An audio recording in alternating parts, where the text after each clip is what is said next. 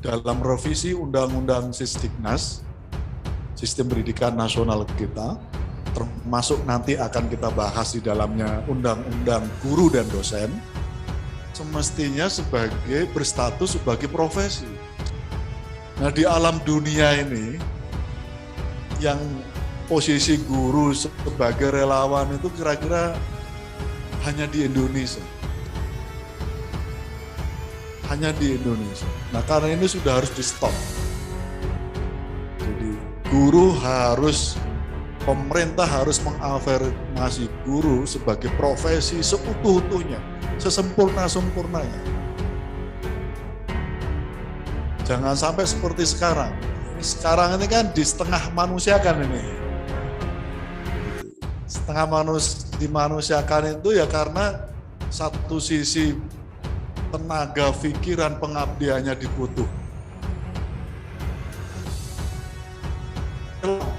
Sebagai volunteerism, sebagai volunteer, nggak bisa. Ini sudah harus disudahi.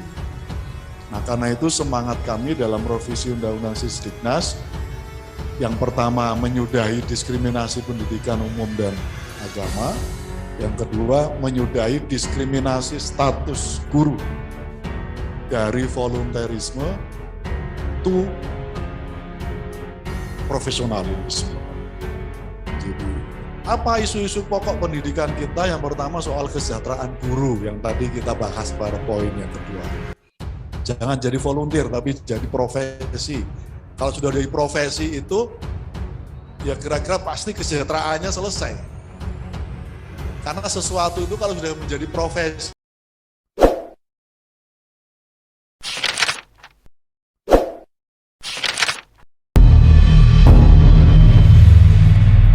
tidak boleh lagi ada diskriminasi antara pendidikan umum dan pendidikan agama.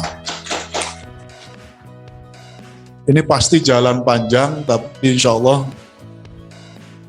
karena sesungguhnya kalau para pengambil kebijakan mau menengok ke belakang saja, sejarah panjang pengabdian para ibu, bapak sekalian sebagai guru, saya kira tinggal dituangkan dalam pasal-pasal revisi Undang-Undang Sisdiknas.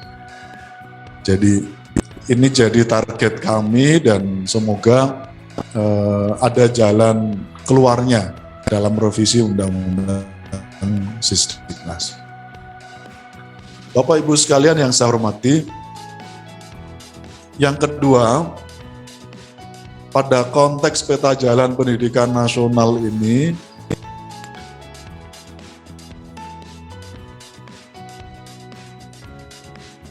kita juga harus menyudahi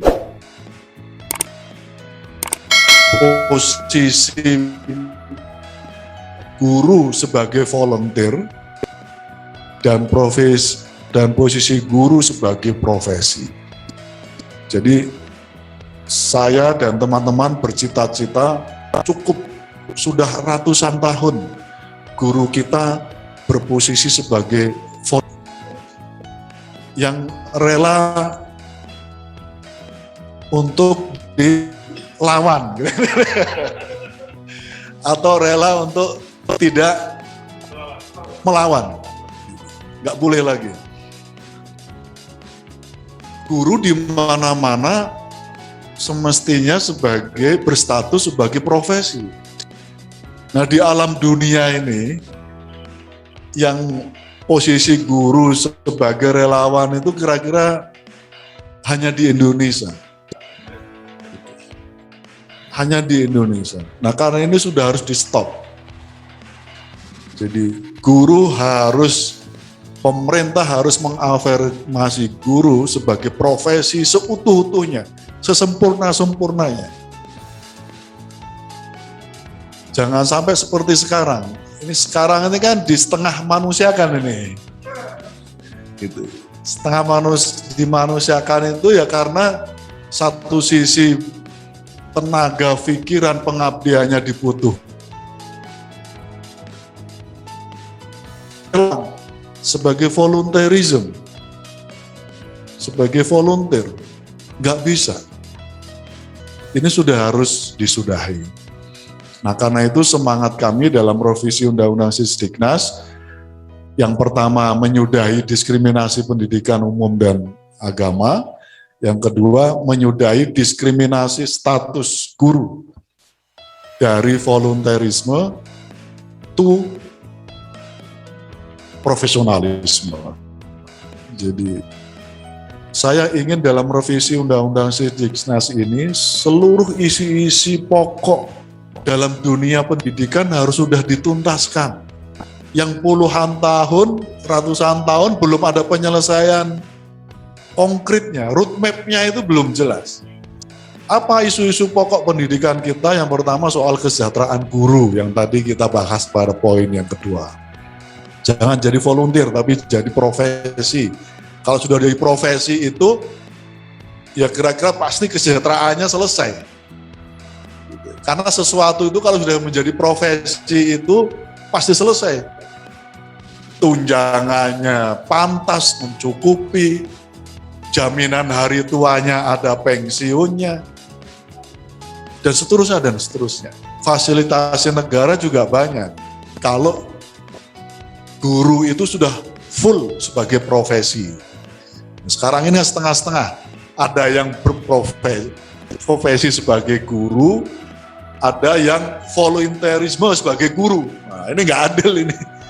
Padahal ngajarnya sama, jam kerjanya juga sama. Nah, ini nggak adil. Nah, jadi isu yang pertama adalah kesejahteraan guru, ini harus dituntaskan. Isu yang kedua adalah sarana dan prasarana pendidikan kita. Nggak selesai sampai hari ini. Banyak sekolah yang harus kita renovasi karena sudah nggak layak digunakan, dan seterusnya. Banyak sekolah yang harus dibangun, tapi karena anggarannya tidak sepenuhnya untuk fungsi di pendidikan, akhirnya tidak bisa dipakai, dan seterusnya dan seterusnya. Isu yang lain adalah menyangkut soal tata kelola atau manajemen pendidikan. Seleksi 1 juta guru honorer menjadi pegawai P3K. Nah, menyangkut soal ini, menyangkut soal isu P3K ini, nanti bisa dimasukkan tambahannya pada rekrutmen tahun 2022. Saya akan terus memperjuangkan, karena formasi ini untuk tahap 2 seleksi P3K, tahap 3 seleksi P3K belum bisa ada tambahan. Jadi tambahan formasi kuota nanti bisa dimasukkan tambahannya pada rekrutmen tahun 2022. Saya kontak Pak Iwan Sahrir selaku Dirjen GTK, Kang Ramdhani selaku Dirjen Pendis, ketemu, pokoknya saya nggak mau tahu Pak, rembukannya satu, nggak ada tema, tidak ada fungsi. Ketemu 2 dirjen ini, temanya harus ada formasi untuk para. Jadi yang penting ada, terus kita perjuangkan. Nah, terkait dengan ini, saya mohon bisa dimanfaatkan sepenuhnya nanti pada seleksi tahap 2 dan ketiga, dan nanti seleksi tahun 2020. Saya sampaikan, saya berdiri pada posisi bahwa satu-satunya profesi yang wajib diutamakan oleh pemerintah dan negara adalah guru dibanding profesi yang lain. Karena itu di mata saya P3K ini hanya jangka pendek. Jangka panjang, keputusan dan kebijakan pemerintah tetap harus mengangkat guru menjadi PNS.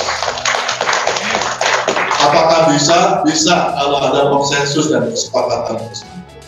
Saya sampaikan berkali-kali itu gambarkan.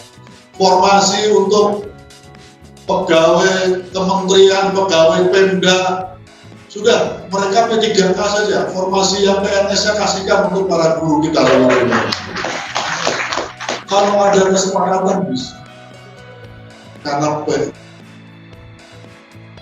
bisa menghargai keteladanan, perhatian, dan keterlibatan lahir batin para guru dibandingkan profesi yang lain yang kadang hanya melibatkan pikiran dan tenaga. Tapi kalau guru melibatkan segala sesuatu. Terima kasih.